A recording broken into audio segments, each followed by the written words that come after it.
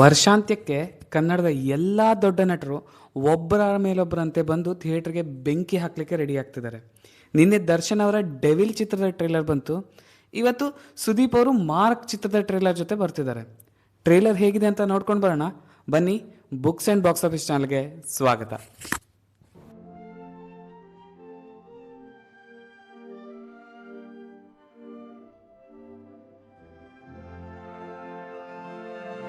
Mark ಕೇಳಲಿಕ್ಕೆ ಒಂಥರ Max ಥರನೇ ಉಂಟಲ್ಲ, ಅದೇ ಥರ ಇರ್ಬೋದೇನೋ ಕತೆ ಕೂಡ.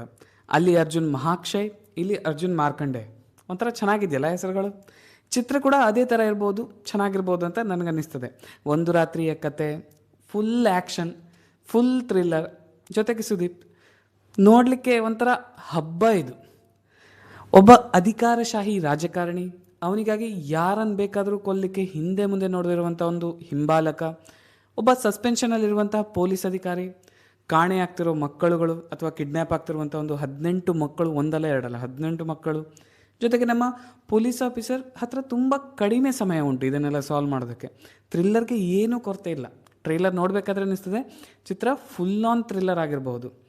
ಆ್ಯಕ್ಷನ್ ನೋಡಲಿಕ್ಕೆ ಚೆನ್ನಾಗಿದೆ. ಟ್ರೇಲರಲ್ಲಿ ಆ್ಯಕ್ಷನ್ ತುಂಬಾ ಚೆನ್ನಾಗಿದೆ. ಇನ್ನು ಬ್ಯಾಕ್ಗ್ರೌಂಡ್ ಮ್ಯೂಸಿಕ್ ಕೂಡ ಸಖತ್ತಾಗಿದೆ. ತುಂಬ ಸಖತ್ ಅಂತಲ್ಲ, ಓಕೆ ಆಗಿದೆ. ಸುದೀಪ್ ಎಲ್ಲ ಕಡೆ ಮಿಂಚಿದ್ದಾರೆ. ಪೂರ್ತಿ ಟ್ರೇಲರ್ ತುಂಬ ಮಿಂಚಿದ್ದಾರೆ ಸುದೀಪ್ ಅವರು. ಒಂದೆರಡು ಎಡವಟ್ಟುಗಳಿದ್ದಾವೆ, ಲೈಕ್ ಪೊಲೀಸ್ ಆಫೀಸರ್ ಒಬ್ಬ ಆ ಥರ ಕೂದಲು ಬಿಡ್ತಾನೆ.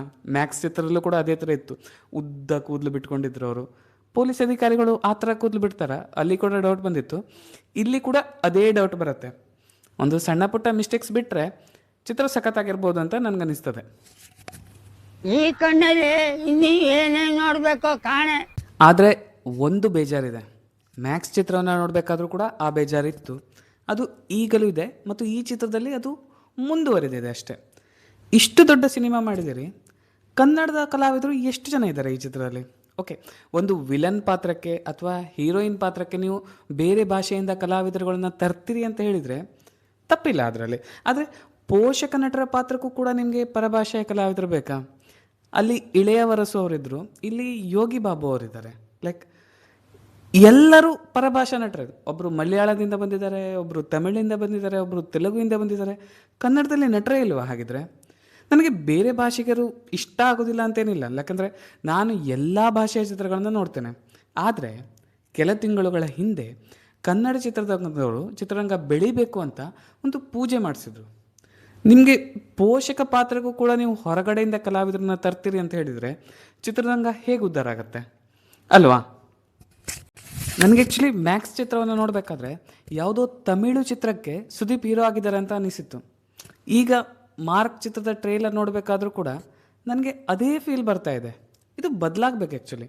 ಒಂದು ರೀಮೇಕ್ ಕಲ್ಚರ್, ಇನ್ನೊಂದು ಇದು ಬೇರೆ ಭಾಷೆಯಿಂದ ಆ್ಯಕ್ಟರ್ಸ್ಗಳನ್ನ, ತಂತ್ರಜ್ಞರನ್ನ ತಂದು ಇಲ್ಲಿ ನಡೆಸೋದು.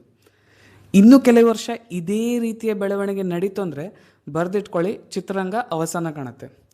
ಮಂಗಳೂರಿನ 3 ಜನ ಶೆಟ್ಟರದಲ್ಲ, ಅವರ ಚಿತ್ರಗಳನ್ನ ನೋಡಿ ನೀವು, ಎಲ್ಲ ಕನ್ನಡದ ನಟರನ್ನೇ ಅವ್ರು ಬಳಸ್ತಾರೆ.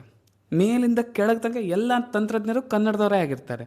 ಹೀಗೆ ನಮ್ಮವರನ್ನು ಬೆಳೆಸಿದಾಗಷ್ಟೇ ಚಿತ್ರರಂಗ ಬೆಳೀತದೆ, ಇಲ್ಲಾಂದರೆ ಚಿತ್ರರಂಗ ಬೆಳೆಯೋದಿಲ್ಲ. ಒಬ್ಬ ರಂಗಾಯಣ ರಘು, ಒಬ್ಬ ಚಿಕ್ಕಣ್ಣರನ್ನು ಬಿಟ್ಟರೆ ನಮ್ಮ ಹತ್ರ ಎಷ್ಟು ಜನ ಪೋಷಕ ಕಲಾವಿದರಿದ್ದಾರೆ, ಮತ್ತು ಅವರಿಗೆ ಎಷ್ಟು ಆ್ಯಕ್ಟಿಂಗ್ನ ಅವಕಾಶ ಸಿಗ್ತದೆ. ದೊಡ್ಡ ಚಿತ್ರಗಳ ಬಗ್ಗೆ ಹೇಳ್ತೇನೆ, ಸಣ್ಣ ಪುಟ್ಟ ಬಜೆಟಲ್ಲಿ ಆಗುವಂಥ ಚಿತ್ರದಲ್ಲಿ ಎಲ್ಲ ನಮ್ಮವರೇ ಇರ್ತಾರೆ. ಆದರೆ ದೊಡ್ಡ ಬಜೆಟ್ನ ಚಿತ್ರಗಳಲ್ಲಿ ನಮ್ಮವ್ರು ಎಷ್ಟು ಜನ ಇದ್ದಾರೆ? ಜನ ಇಲ್ಲ ಅಂತ ಹೇಳಿದರೆ ಚಿತ್ರರಂಗ ಬೆಳೆಯೋದು ಹೇಗೆ ಅಲ್ವಾ? ನಮ್ಮ ಕಲಾವಿದರು, ನಮ್ಮ ತಂತ್ರಜ್ಞರು ಬೆಳೀಲಿಲ್ಲ ಅಂತ ಹೇಳಿದರೆ, ಕತೆ ನಮ್ಮ ನೆಲದ ಕಥೆಯಾಗಿ ಉಳಿಲಿಲ್ಲ ಅಂತ ಹೇಳಿದರೆ ಚಿತ್ರರಂಗ ಬೆಳೆಯೋದಿಲ್ಲ. ಕನ್ನಡ ಉಳಿಸಿ ಅನ್ನುವಂಥ ಒಂದು ಸಂದೇಶದ ಜೊತೆಗೆ ಇವತ್ತಿನ ದಿನಗೂಲಿಯನ್ನು ಮುಗಿಸ್ತಿದ್ದೇನೆ. ನನ್ನ ಪ್ರಯತ್ನ ಇಷ್ಟವಾಗಿದ್ದರೆ ಲೈಕ್ ಮಾಡಿ, ನಿಮ್ಮ ಅಭಿಪ್ರಾಯಗಳನ್ನ ಕಮೆಂಟ್ ಮೂಲಕ ತಿಳಿಸಿ. ಯಾಕಂದರೆ ಇದು ತುಂಬಾ ಇಂಪಾರ್ಟೆಂಟ್ ಆಗಿರುವಂಥ ಒಂದು ಪ್ರಶ್ನೆ. ನಮ್ಮ ಚಿತ್ರರಂಗದಲ್ಲಿ, ದೊಡ್ಡ ಬಜೆಟಿನ ಚಿತ್ರದಲ್ಲಿ ನಮ್ಮ ತಂತ್ರಜ್ಞರಿಲ್ಲ ಅಥವಾ ನಮ್ಮ ಕಲಾವಿದರಿಲ್ಲ. ಹೀಗಿರಬೇಕಾದ್ರೆ ಚಿತ್ರರಂಗ ಹೇಗೆ ಬೆಳೆಯುತ್ತೆ? ನಿಮ್ಮ ಅಭಿಪ್ರಾಯ ತಿಳಿಸಿ ನನಗೆ ಈ ವಿಷಯದಲ್ಲಿ. ಮುಂದಿನ ವಿಡಿಯೋದಲ್ಲಿ ಸಿಗೋಣ. ಅಲ್ಲಿ ತನಕ ಲೈಕ್ ಮಾಡಿ, ಶೇರ್ ಮಾಡಿ, ಸಬ್ಸ್ಕ್ರೈಬ್ ಮಾಡಿ. ಸಿಗೋಣ ಮತ್ತೆ.